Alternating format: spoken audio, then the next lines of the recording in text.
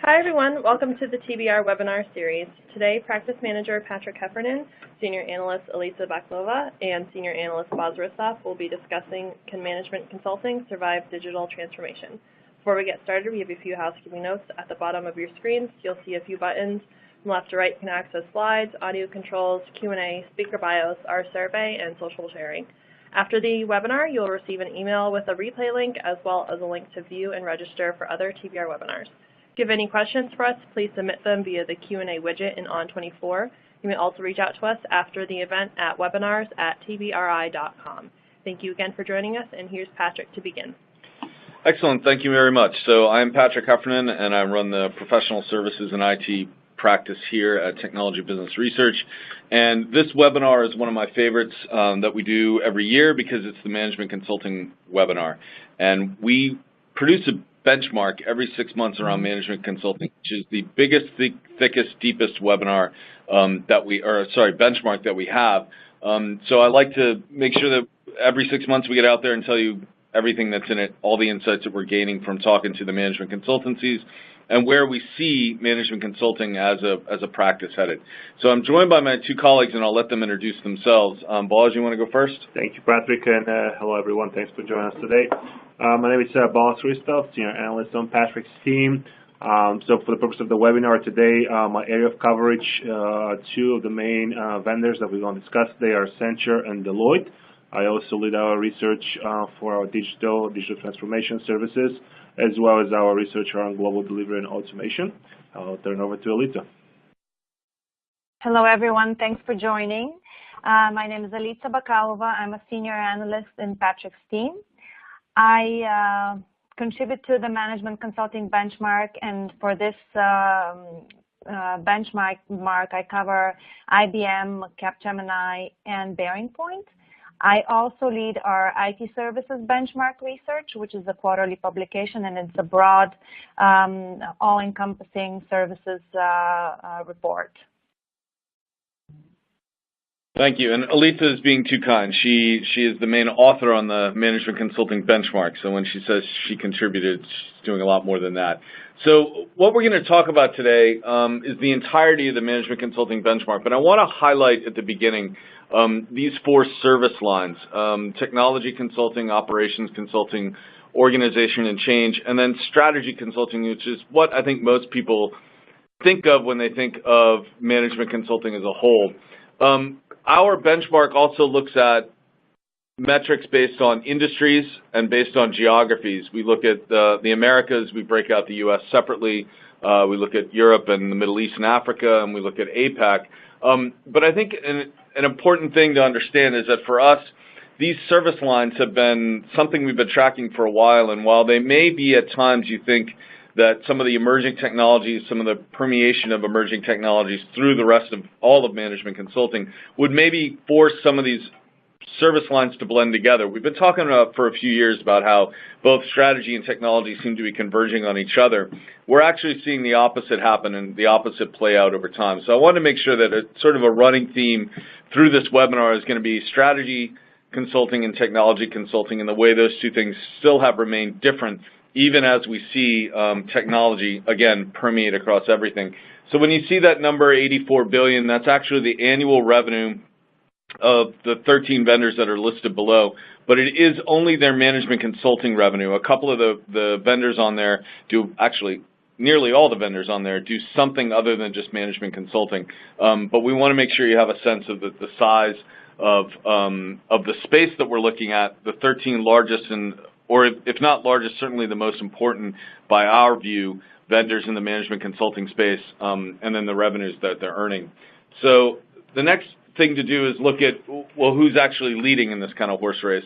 Who are the vendors that are at the top of their game across the four different service lines? So McKinsey is the lead in strategy. That's probably not a surprise to anyone. They earn the most revenues in that space, and they have since this benchmark began.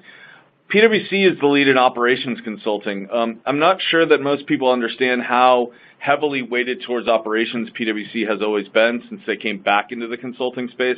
but it's been the area that they have had the lead in terms of just straight up revenue, and then maintained that lead since we've been tracking them since the first half of 2010. And then on the left side of the screen, you see organization and change and technology, and it's probably no surprise to anyone that Deloitte is the leader in both of those. They have actually been the largest management consultancy in our benchmark since we started tracking them. In one of our previous webinars, we had them as Godzilla. We have moved away from that characterization of Deloitte, but they certainly do still maintain that kind of position.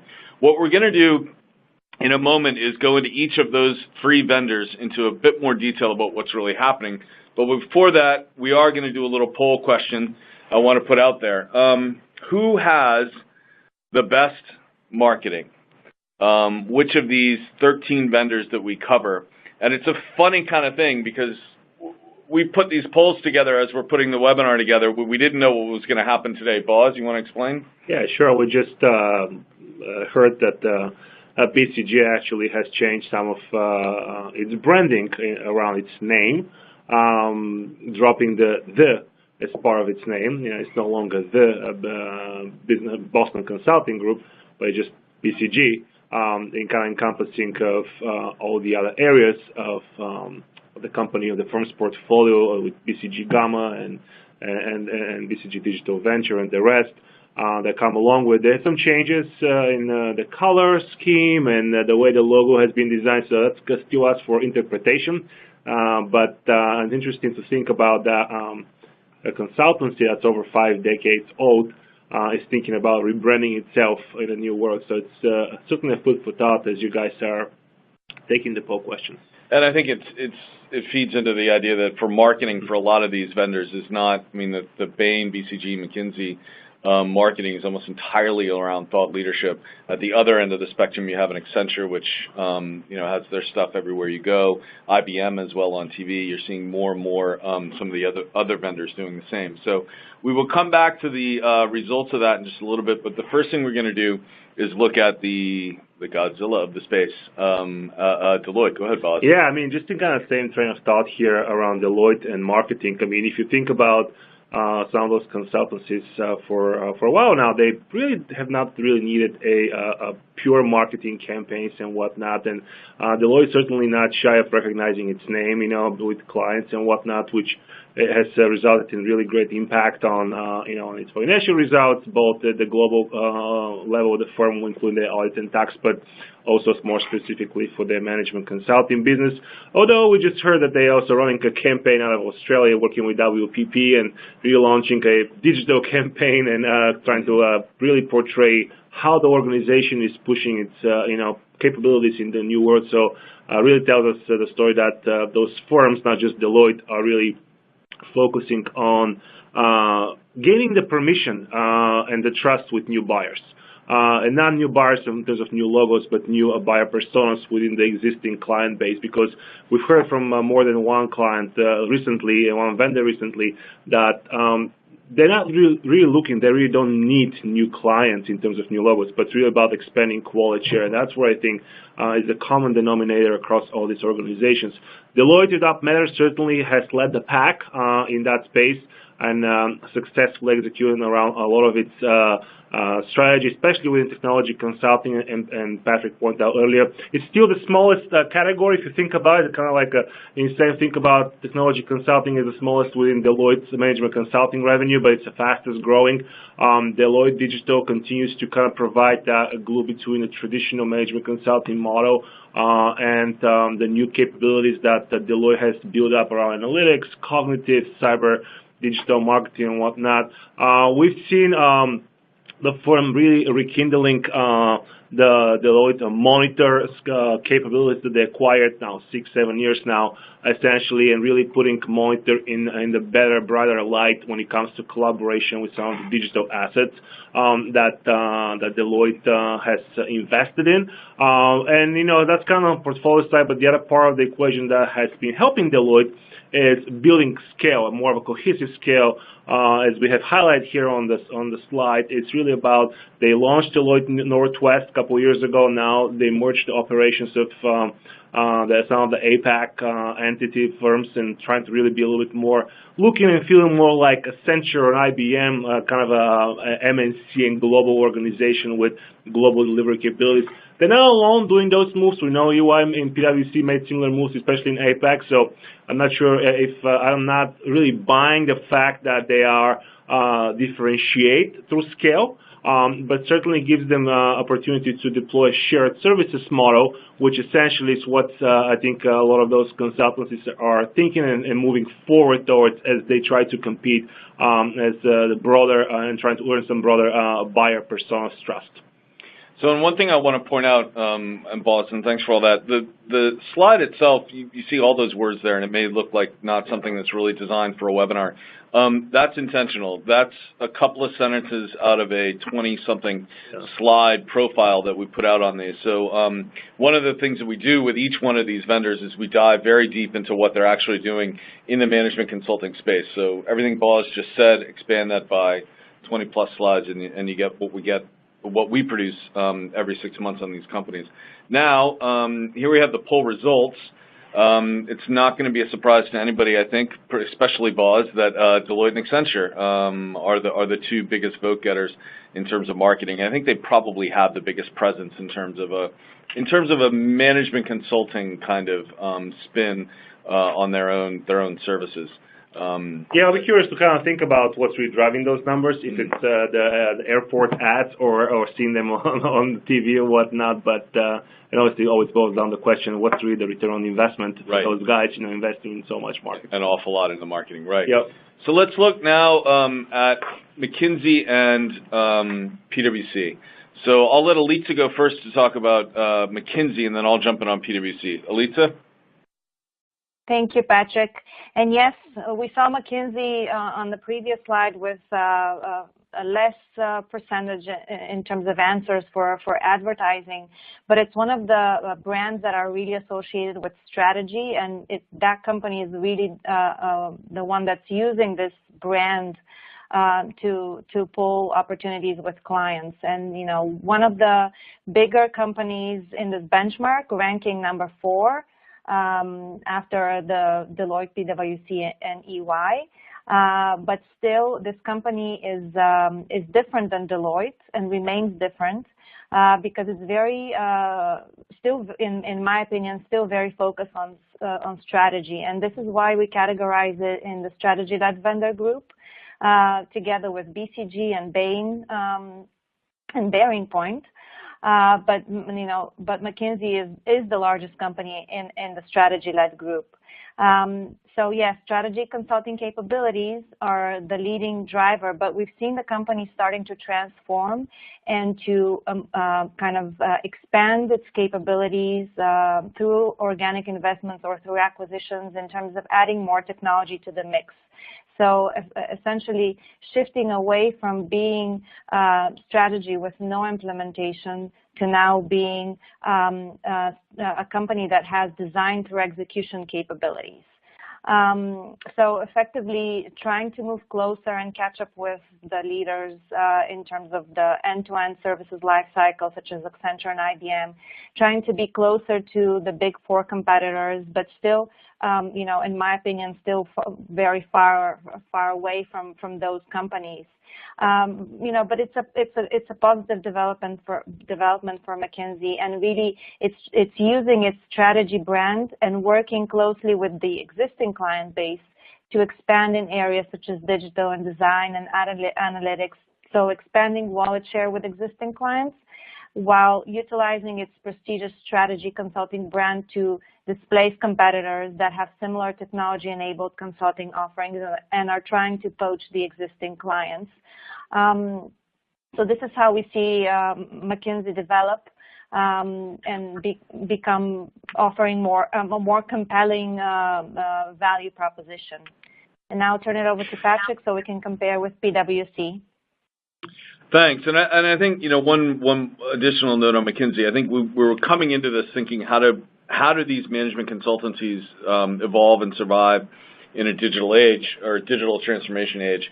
And you can think of McKinsey as being reflective of the large elite strategy houses, and they have all two of the three have made some substantial investments, like Alita just outlined, in terms of building their technology capabilities, building their ability to deliver digital transformation beyond just the strategy end of it, all the way through the technology consulting and even into the beginnings of implementation. And I guess that's the short answer to how they're going to survive.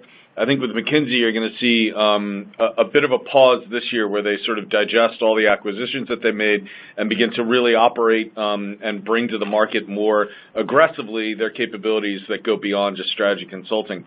And in that way, McKinsey is sort of mimicking what PwC has been doing for a few years, which is building up that technology capability. We don't think of, traditionally have not thought of PwC as being a technology-centric company or a technology-heavy company, and they're not, but they are so much more technology-enabled than I think most people realize. They have, over the last few years, pushed out through the entire firm this idea around what they call BXT, business experience and technology, and it's sort of blending in many ways strategy consulting, and I guess you would even say operations consulting, with the experience part, with the new digital, with design, with user experience, customer experience, with the ability to bring those technologies to the fore, and then underneath all of that, of course, is the requirement to actually have the technology chops to deliver both the technology consulting, but then the implementation that often comes on the other end of that, or at the natural back end of that. So we've seen an evolution of PwC from a really, well, they had sold off their consulting practice. When they bought it, when they built it back, they did go down the road of becoming a truly technology-enabled, truly technology-capable firm, and I think that's somewhere that we hadn't expected to necessarily see true across the entirety of the management consulting space, but it is the way that these companies are going to survive and actually thrive in the digital transformation age. I'm going to come back to PwC in a little bit. We have a use case that sort of probably better illustrates everything I just tried to say. But before we get there, we do need to look at the dark horse out there, and that's Accenture. Yeah, it's interesting to position as a dark horse because, and really the way we see Accenture today versus the way we're looking at Accenture, I would say 3 years ago, has certainly has changed, especially within the management consulting space.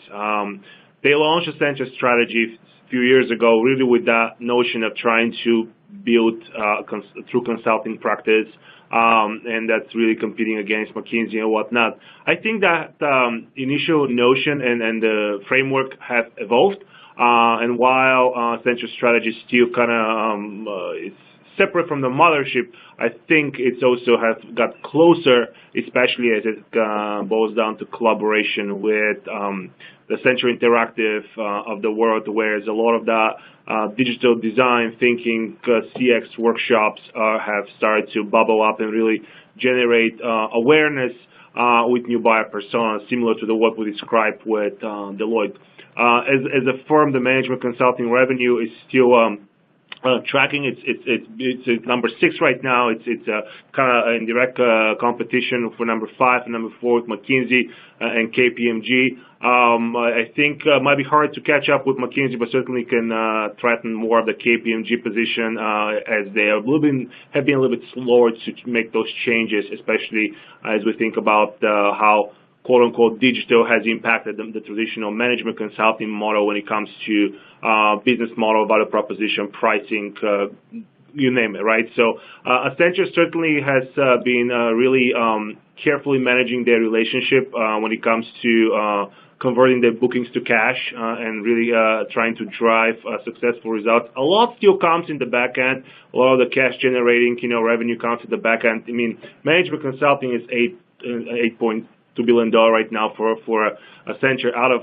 $35 billion organization. So you can imagine there's so much more, that Accenture does. But it certainly, that particular space has created really a name for itself. Yeah, the marketing certainly has helped them. I think it's a prime example use case where I think marketing actually has helped Accenture and see some positive results on investment in marketing. And starting to become almost like a household name that maybe IBM used to be in the 70s for selecting technology, and a lot of IT buyers kind of feel more comfortable and less risk worry about, like if they hire Accenture, and take too much risk along with it. So that's certainly helping them out. Would they be able to take on a McKinsey or KPMG within the next couple of years? I mean, absent of a larger scale acquisition, someone like in the size of Bearing Point or those guys, that's who's going to give them that big chunk of change that's bring them forward. I mean, they still have a long way to go into catching up with McKinsey and KPMG from terms of management consulting revenue, but they're well positioned, certainly well positioned to think about how Accenture strategies function have evolved into relationship with Accenture Consulting within Accenture Interactive, and what those again, quote-unquote digital-led opportunities have presented in front of them.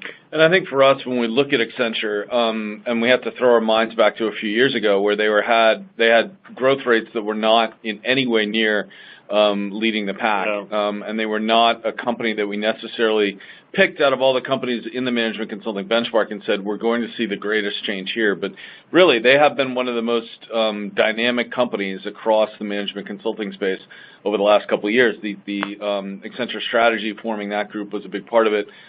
Everything that Boz just laid out. I think we have to continue to put it in perspective for ourselves and remember that the snapshot in time is good, but really we have been tracking this over enough years to see these kind of big changes. So let's do another polling question, and we'll leave this up there for a little while so we can make sure everybody gets a chance to take a look at it and give a good answer. What is the leading value proposition for consultancies? Is it client's transformational partner, and that sort of fits in the whole digital transformation age? Is it expert and experienced advisor? And what we really mean here is the real core value proposition for management consulting. Is it just being that, not disinterested, but the third party, here's the best thing to do, here's that sort of ivory tower advice?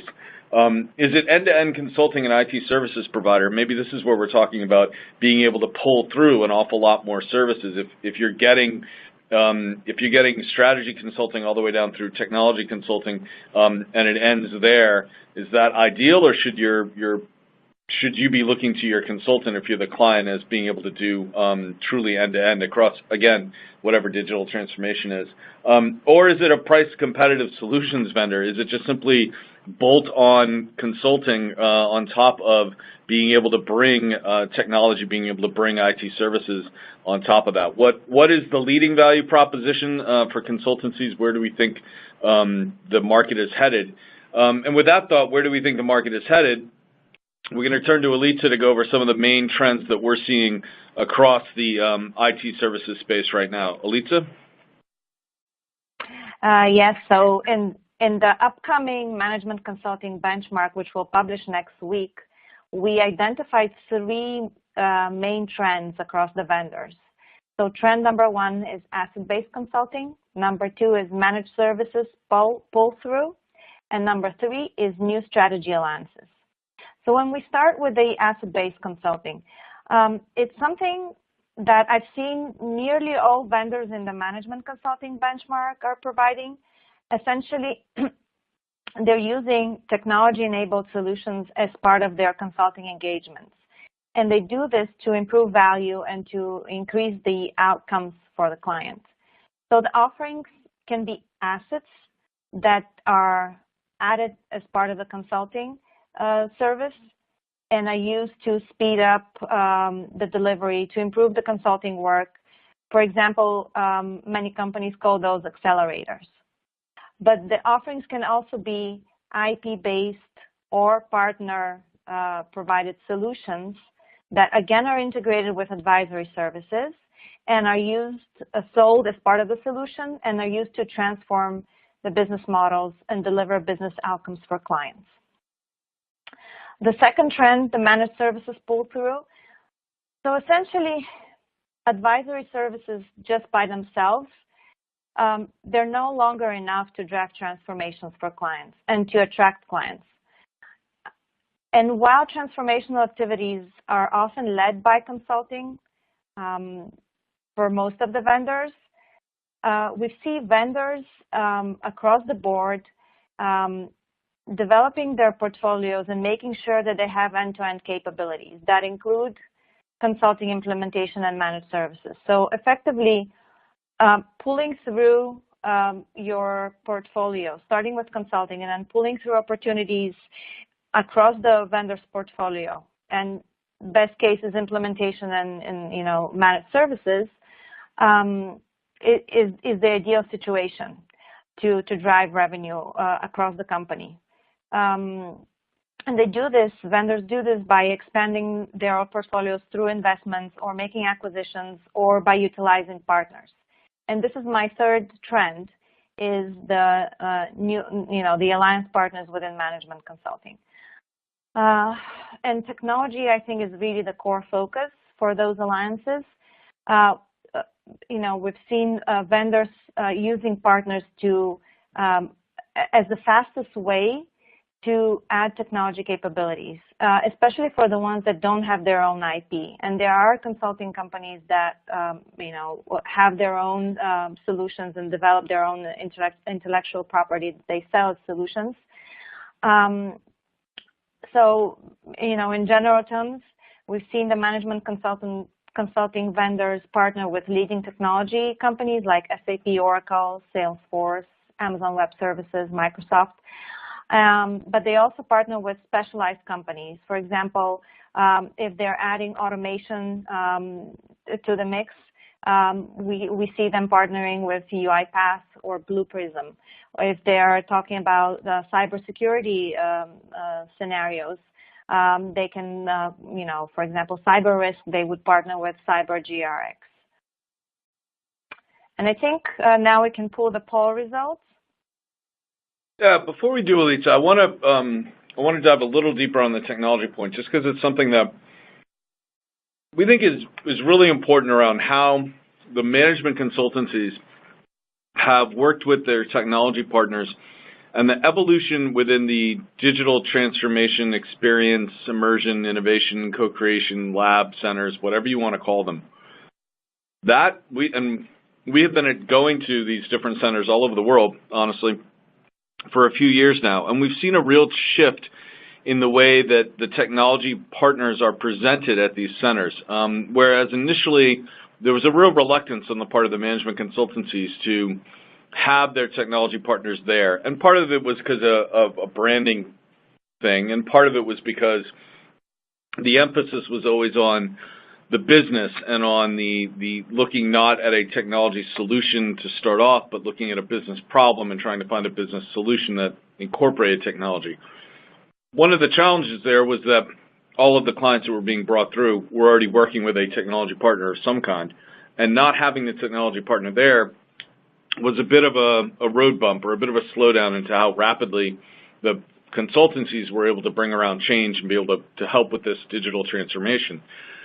So what we've seen in the last 18 months or so is a shift there where more of the technology partners are present in these digital transformation centers or these experience centers or innovation labs, whatever you want to call them.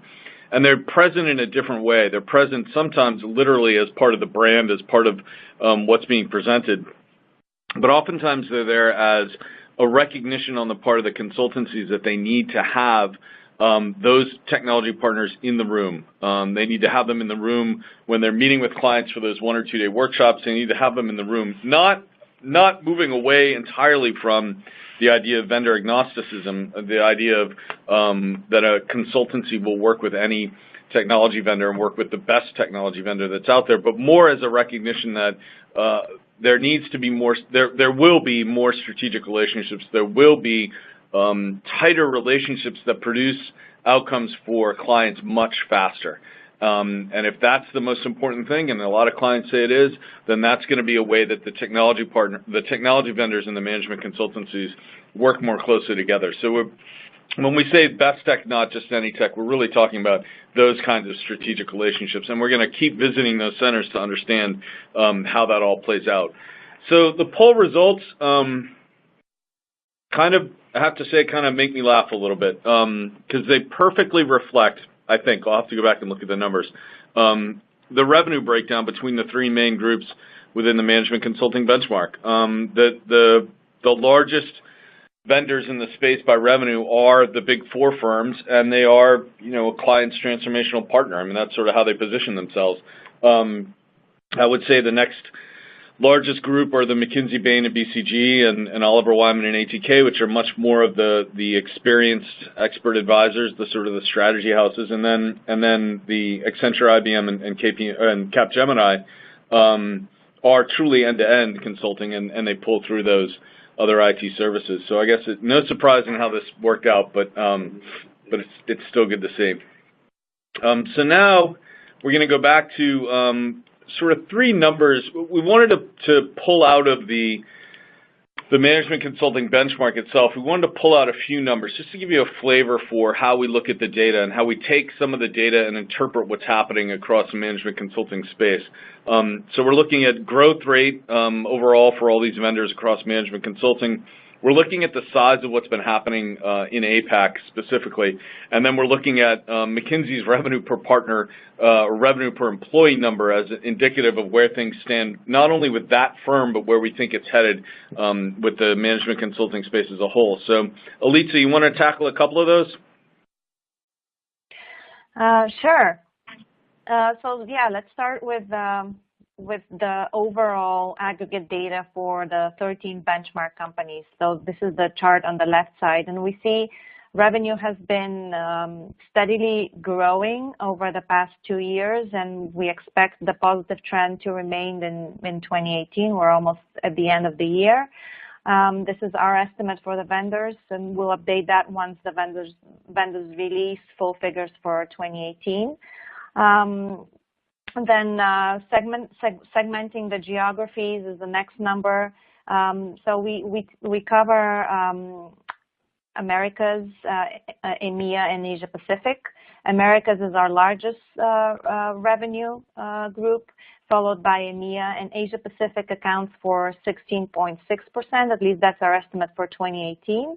But it will be the fastest growing region in 2018 at 10.3%.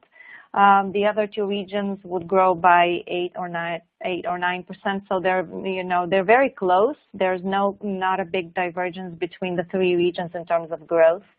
And for Asia Pacific specifically, we're seeing an increased interest by the vendors as more of them are finding opportunities to work with local clients in the geography in Asia Pacific, and less so with international clients that have presence in Asia Pacific.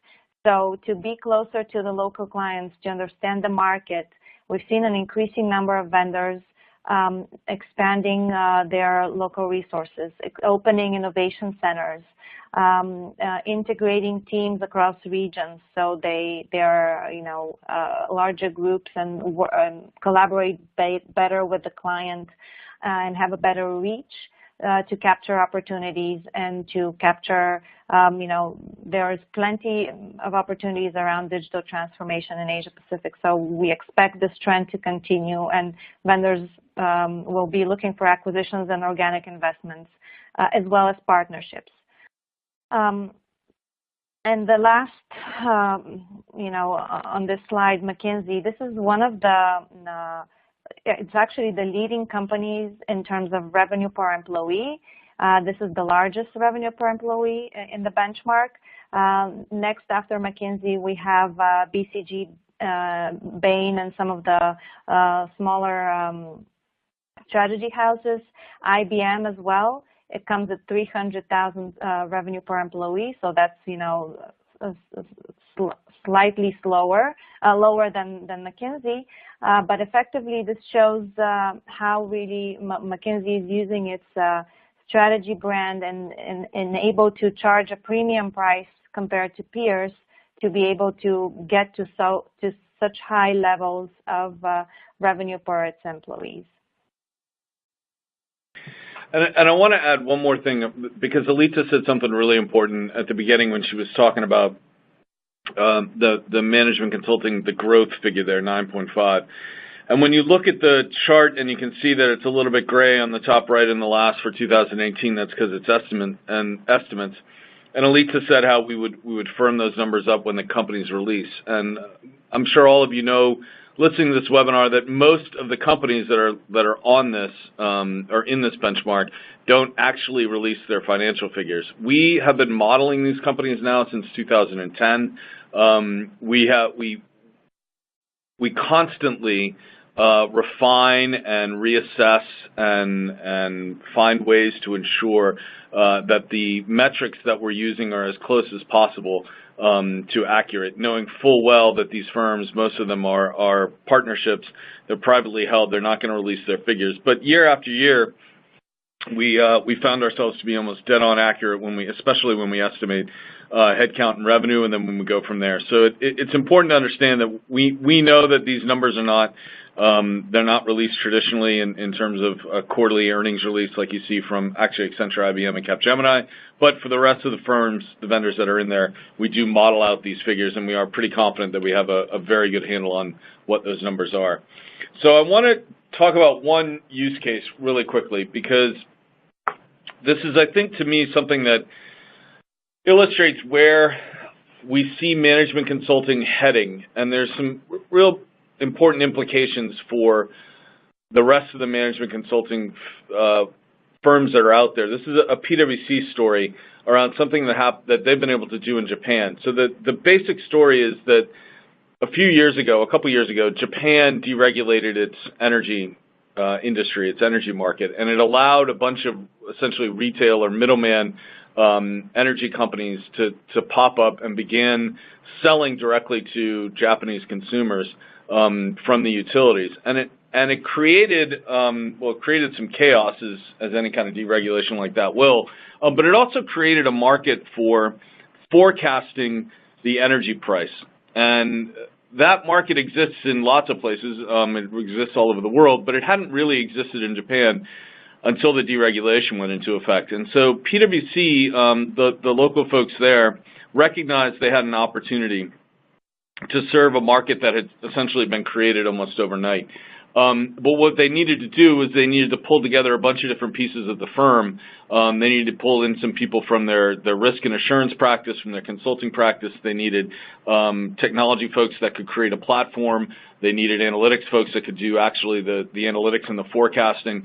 And they pulled it all together, and they created it to be an as-a-service model. And the as-a-service the subscription model. And that was something different for PwC. It wasn't, you don't typically think of a management consultancy as offering subscriptions.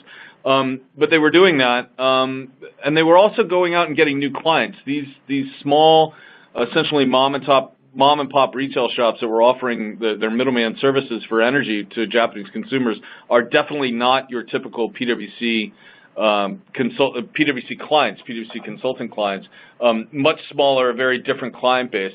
And then another important element is it really did force PwC to create some new capabilities around energy price forecasting, around analytics, around creating this platform. So when I look at all of that, and I think the future of consulting is a lot more of that. The future of consulting is a lot more of creating new business models internally for yourself as a consultancy, finding new clients that are outside of your normal scope, building new capabilities. And then the most important lesson out of all of this is PwC can now replicate this. They can take this particular creation that they have in the energy forecasting platform on a subscription service in Japan, and they can bring it to other markets that are undergoing similar kinds of change and similar kinds of deregulation. So it's a really important element of what's happening out there, and I think it's where the future of consulting is actually headed. And with that, we will go to some things about what we're going to see in a couple of years from consulting, some of the trends that we see, and we're going to be rolling out a predictions document, I think tomorrow, and that will get into some of these as well. I think one of the most important ones on here for me is the India-centric and the tech-centric vendors that are building out their consulting capabilities. It's very hard to do consulting, no matter what folks think. It's expensive. It's not as easy a business model to replicate in a non-consultancy as a lot of companies seem to think it is. But that doesn't stop the India-centric and the technology-centric IT services vendors from investing there. And when they do, it has an impact on talent, and it has an impact on price. Consulting talent becomes harder to recruit and retain, and then the price for consulting services gets pushed down. Boz, you want to talk a little bit about the Big Four?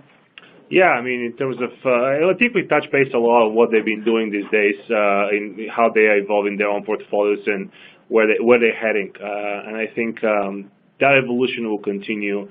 We certainly will expect to see the Big Four acting more like a software sales shops, more so than consulting, in terms of like how they position, how they think about their own clients and what they need to protect when it comes to the development of IP and how they really think about getting into the marketplace. And I think the marketing question that we posed in earlier, I think probably part of it because changing the culture and changing the approach of being a consultancy and being a little bit more into the software sell game and the managed services game and the services game, it does take different approach, different channels, and different messaging. So a lot of change. I guess that's the only constant, kind of a cliche, but certainly with all the hype that actually the marketing departments have created, the expectations for buyers have changed. So now the vendors have to live to those expectations. So there's a lot of moving pieces and certainly an intriguing space, as you guys know, for us to keep an eye on and knowing what those vendors are doing, how they're actually making money, and when we talk about digital transformation and whatnot. Alita, any thoughts on any of these three trends before we kind of wrap up? I think the strategy houses, we'll see some changes in there, and I'm seeing it with some of the companies that I cover. There will be ones that are really driven by technology, and that's still going to be, a dominating focus for strategy companies to get more into the technology space. One good example is Bearing Point, which has its own IP solutions. It's been developing its own, software solutions and integrating them with consulting. But also the part around asset-based consulting and specializing in that area and, delivering consulting services with IP-driven assets is something that will be another emphasis for the strategy firms, and that way they can differentiate. Excellent. All right, so thanks. I think what we're going to do now, we have a couple of questions in the queue. I wanted to make sure everybody can see what we actually include in this benchmark that I keep talking about. And you can see the incredible depth and breadth of this thing that publishes next week for the semi-annual edition of it. But I want to get to questions now. We'll just leave this up so people can take a look at it. One of the questions that came in was, what about consulting companies partnering with systems integrators? And by the way, feel free to put in more questions. We've got a few queued up, but we certainly have some time. So what about consulting companies partnering with systems integrators? Boz, we have some thoughts on this. I'll let Boz go first. It's an interesting question. I mean, we have seen in the past an instance where, and that was a couple of years ago, it was like it raised the red flag for us. Accenture's Duck Creek, that's the insurance IP, they sold off a few months after we kind of started questioning a little bit more about it, but they were actually using Deloitte as an SI partner, in a sense of like using Deloitte as a consulting partner to sell the Duck Creek IP. So I think the relationship will be around who can sell the IP fastest, and really what makes sense and who wants to stick in the swim lane, so to speak.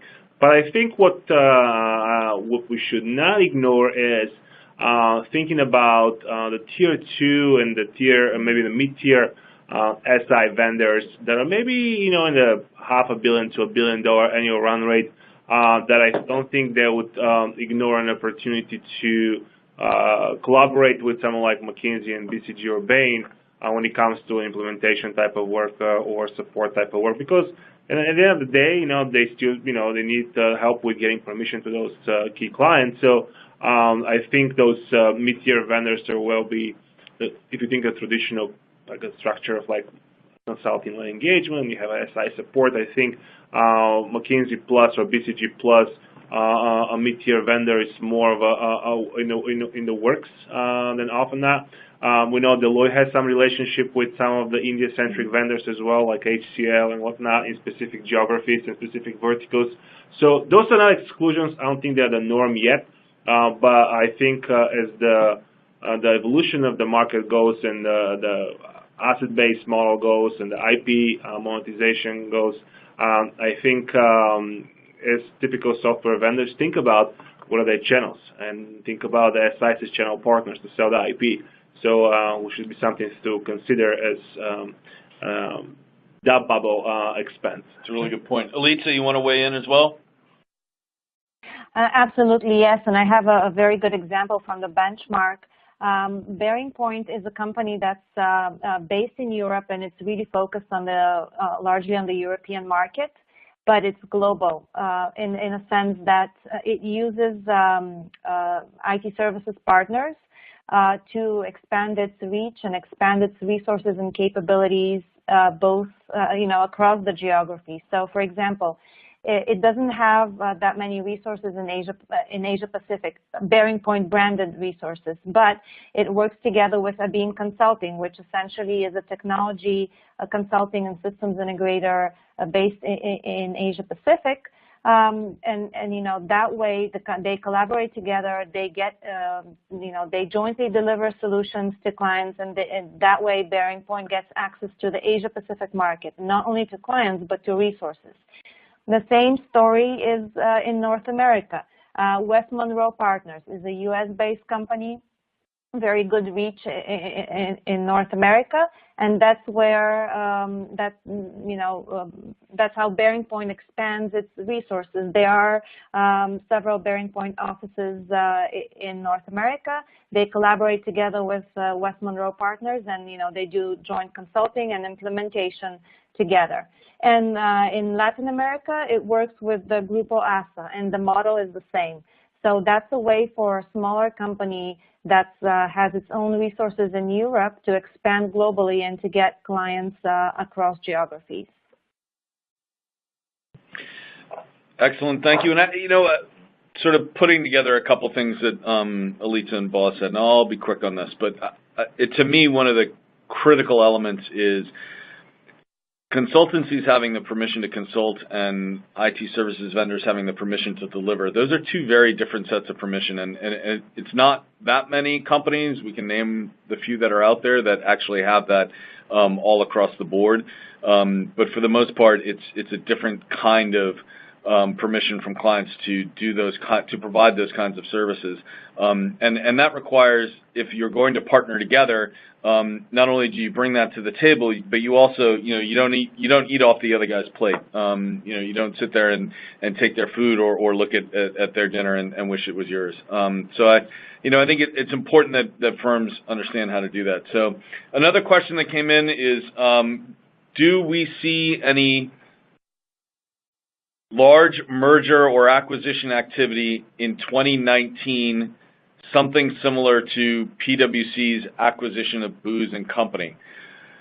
Okay, so we've been talking for a few years about two different strands of this. One, because of course there's merger and acquisition and divestiture, and we have talked about would any one of the big four firms split off their consulting practice?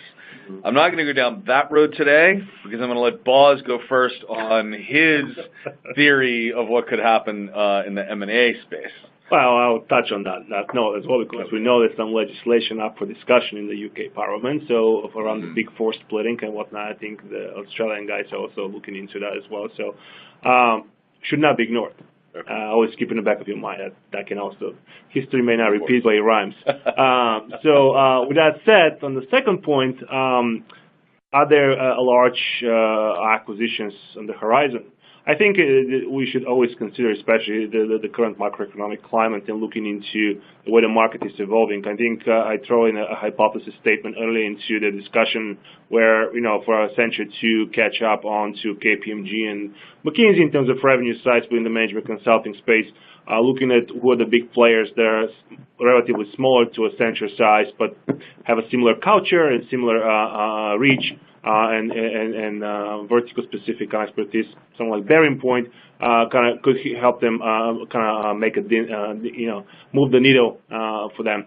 But looking at two other firms that I have some speculation around, and I say speculation because it's purely speculation on my end, but the speculation is backed by my thinking around how those companies have been somewhat slow to change in a similar way when it comes to digital transformation, and when it comes to really kind of in a wait-and-see mode when it comes to digital and what they want to do and how they want to be perceived by their clients, and really learn from the missteps of some of their peers. Those two firms are Bain and KPMG. They're doing well within the management consulting space, but they can do better. Potential marriage between those two can really disrupt the market. And when it comes to the Bain's permission in the strategy and the C-suite, and the KPMG have the the operations consulting really strong capabilities, and that certainly can and the size of it. So should not be ignored as a even if it's speculation at this point. But looking at the two business model, thinking about clash of cultures, get it. Booz & Company, PwC, it didn't go as smooth as probably a lot of PwC expected, but they certainly gave them a leg into specific geographies and verticals that I think they're still bearing the fruit of that acquisition a few years ago. Yeah. I think from a very selfish point of view, I'm completely torn, because on the one hand, it'd be fantastic to see that kind of marriage or thing happen, because it'd be fascinating. On the other hand, I don't want to have to lose another vendor that we cover in this management consulting benchmark and then have to find a way to account for that. I think it's an interesting question. I've for a long time thought that we're going to see one of the large consultancies. I say get married to, because I'm not sure who the acquirer would be. Right. But one of the if not one of the biggest India-centric firms, then one of the mid-tier firms that Boz was talking about a few minutes ago. So rather than just work together, actually become that kind of, because if you were a consultancy and you want to become a true competitor end to end with IBM or Accenture or Capgemini, you would need to add implement that services, the IT services and implementation capabilities. If you were one of those firms and you wanted to compete again with Accenture, Capgemini, and IBM, you would need the strong consulting presence. So I think there is the opportunity there. If the KPMG and Bain cultural mesh is not impossible to imagine, let's pick one. Let's stick with KPMG. KPMG HCL cultural mesh is almost impossible to imagine. Yep. So I think that would be one of the things that keeps in the way of it. And Alita, I know you have some thoughts on this as well. Yeah, I mean, you guys covered most of the larger vendors here, and the opportunities. I think I want to go on the other side, is to say that there's still plenty of opportunities for the companies that we see in this benchmark to acquire smaller size vendors to gain expertise in specific areas. And we've seen many of the vendors do that. Accenture, IBM, Capgemini, for example, those three companies picking digital design capabilities and digital transformation consulting through acquisitions. So Capgemini, for example, one of the companies that over the past year and a half has made several acquisitions in the design consulting space and launching a design studio network. So that's something that hasn't been present in an IT services vendor, and it's something that can help the company differentiate in terms of being able to transform business models using design thinking and new technologies, and implementing it within its own operations. So I'm thinking some of the acquisitions will be in that type of direction. Industry expertise is another area that we've seen acquisitions coming in, and I wouldn't disregard the smaller acquisitions that come into play all the time, and they will still keep going in 2019. All right, everyone. Thank you for joining with us today. Reaching the top of the hour, so if you have any questions for the team, please follow up with them. Their emails are listed right there on the slide. If you have a few moments, we would appreciate if you could fill out the survey on your screen. A replay version of the webcast will be available after the event and will be sent out via email. To view a list of our upcoming and past webinars, please visit tbri.com.